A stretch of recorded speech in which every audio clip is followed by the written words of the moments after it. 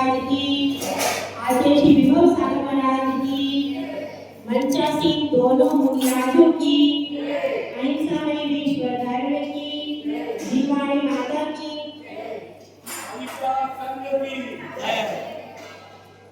धर्म प्रेम की भव्यात्माओं।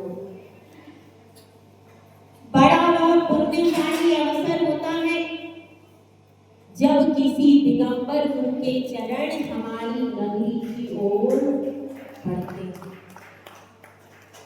बहुत सौभाग्य का विषय होता है जब किसी गुरु का दर्शन हमें प्राप्त होता है। लेकिन समाज में इतनी जागरूकता नहीं। अगर दिगंबर गुरु, दिगंबर साधु हमारे यहाँ आ रहे हैं तो क्या करना चाहिए?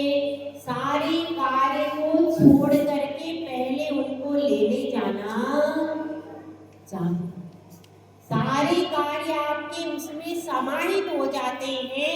आपकी पूजा भी वही है, आपका दान भी वही है, आपका अभिषेक भी वही है। समझ में आई बात?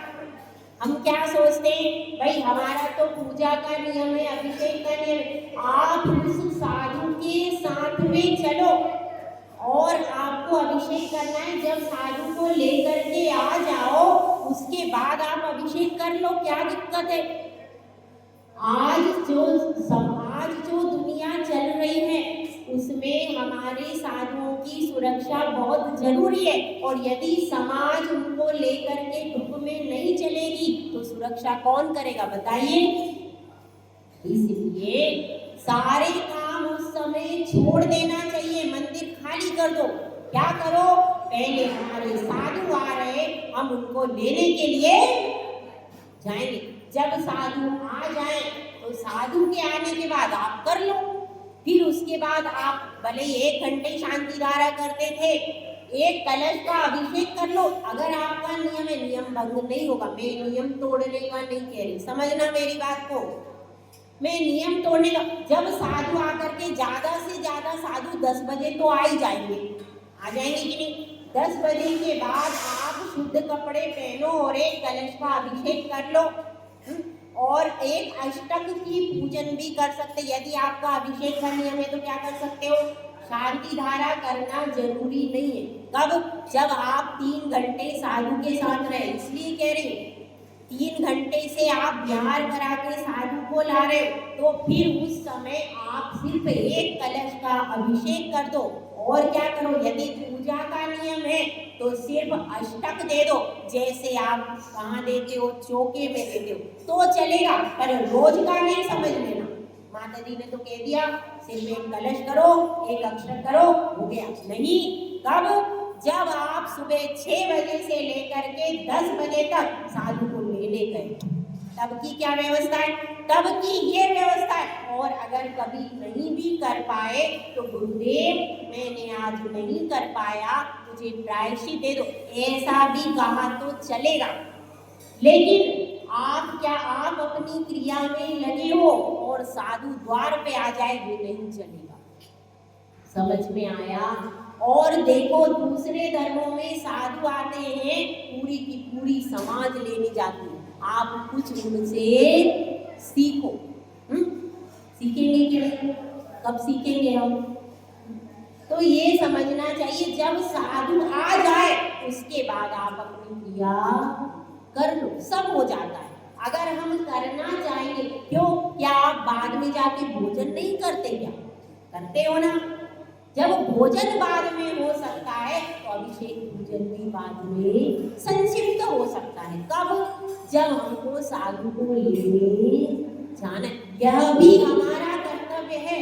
यदि पूजा हमारा कर्तव्य है, स्वाध्याय हमारा कर्तव्य है, आहार दान हमारा कर्तव्य है, तो साधु को लेने जाना उसकी सड़क पर, जबकि मांसाहारी तत्व वहां पर घूम रहे हैं, कैसे लोग हैं कैसे नहीं है, तब सड़क पर उसकी सुरक्षा कौन करेगा?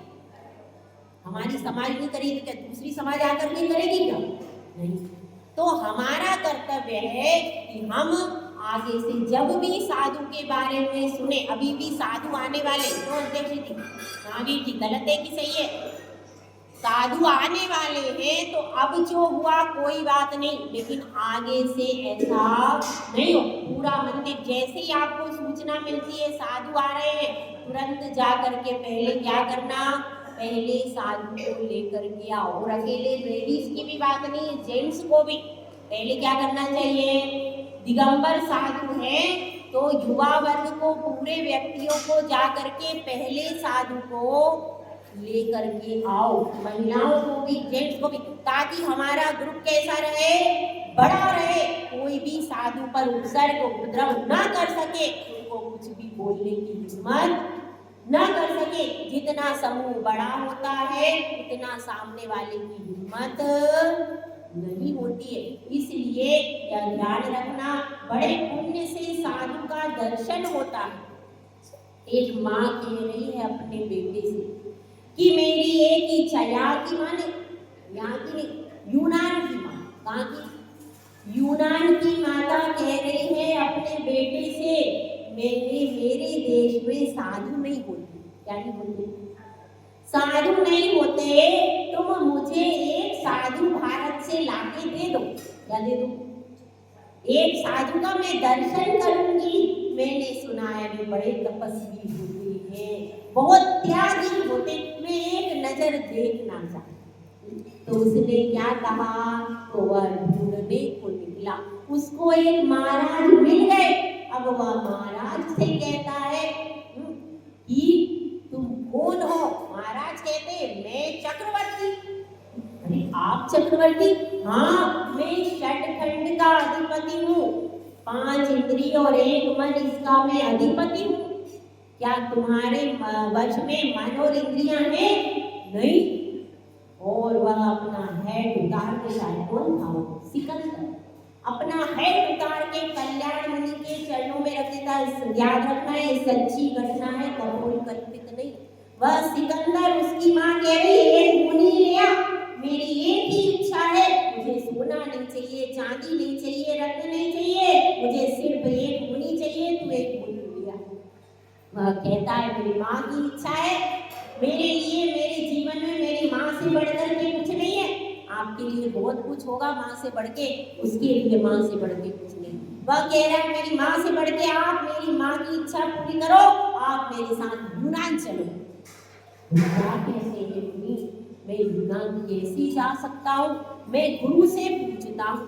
वे गुरु के पास जाते हैं और अनुमति लेते हैं। सोचिए, बात को समझिए कि वे भी अपनी इच्छा से नहीं जाते, गुरु से अनुमति लेते हैं। और गुरु कहते हैं अच्छा है, यूनान में यदि जिन धर्म की प्रभाव ना हो जाए, लोग अहिंसा का पालन करें, जीव रक्षा हो तो अच्छा है। अब वे जाते हैं, यात्रा प्रारंभ होती है, तभी उनको संकेत आ जाता है कि सिकंदर यूनान नहीं पहुंच पाएगा।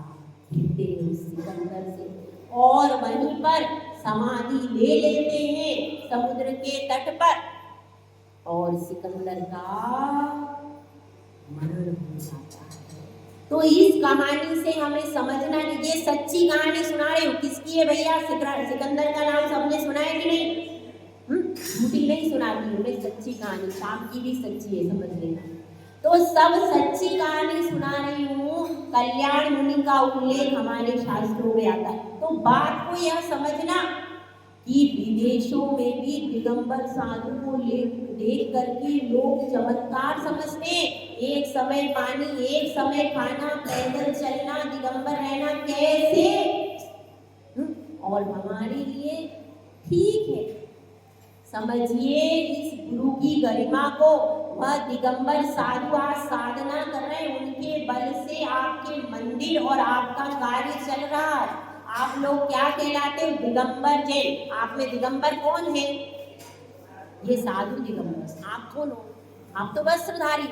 लेकिन फिर भी यह दिगंबर शब्द लिखा क्यों है? क्योंकि आपके भगवान दिगंबर है, आपके गुरु दिगंबर है, और भगवान की तो प्रतिमा मंदिर में रहती है। ये चलते फिरते तीर्थ देख करके लोग प्रणाम करते हैं।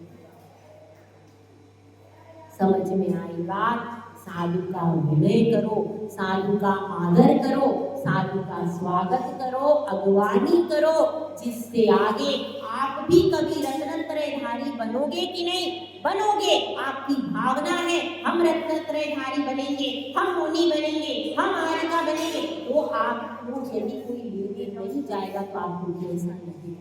जरा विचार कीजिए, जरा समझिए और अपने साधुओं का साथ भी दीजिए, उनके चरणों में नतमस्तक होइए, तभी हमारी आत्मा का कल्याण होगा।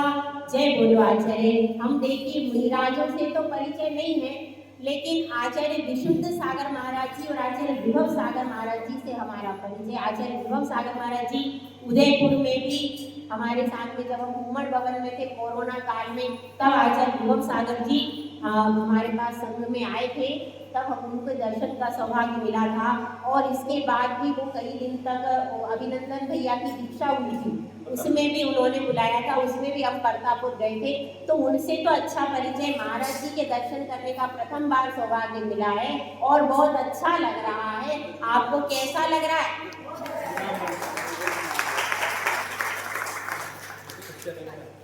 जय बोलो आचार्य सुंदर सागर महाराज।